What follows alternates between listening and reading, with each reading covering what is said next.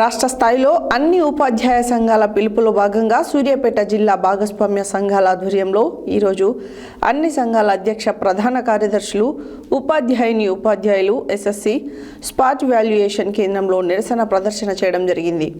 SSC spot valuation రేట్లు గత 7 సంవత్సరాలుగా రెమ్యునరేషన్ పెంచడం లేదని, ఇంటర్మీడియట్ వారితో సమానంగా పారితోషికం పెంచాలని, స్పాట్ ముగిసిన వెంటనే అట్టి డబ్బులు చెల్లించాలని డిమాండ్ చేస్తూ నిరసన ప్రదర్శించారు.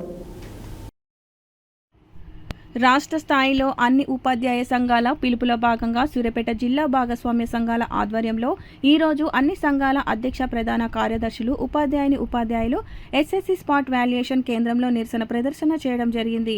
ఎస్ఎస్సి స్పాట్ వాల్యుయేషన్ రేట్లు గత 7 సంవత్సరాలుగా రెమ్యునరేషన్ పెంచడం లేదని, ఇంటర్మీడియట్ వారితో సమానంగా పారితోషికం పెంచాలని, స్పాట్ ముగిసిన వెంటనే అట్టి డబ్బులను వెంటనే చెల్లించాలని డిమాండ్ చేస్తూ 10 స్పాట్ వాల్యుయేషన్ కేంద్రం దగ్గర మంగళవారం మధ్యాహ్న భోజన విరామం సమయంలో అన్ని యూనియన్ సంఘాల బాధ్యులు నిరసన ప్రదర్శన నిర్వహించడం జరిగింది.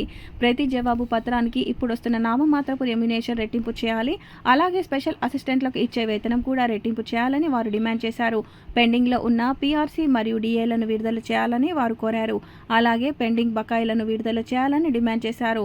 అనంతరం డిప్యూటీ క్యాంప్ ఆఫీసర్లు సీనయ్య, వెంకటేశ్వర్లకు వినతి పత్రం సమర్పించడం జరిగింది.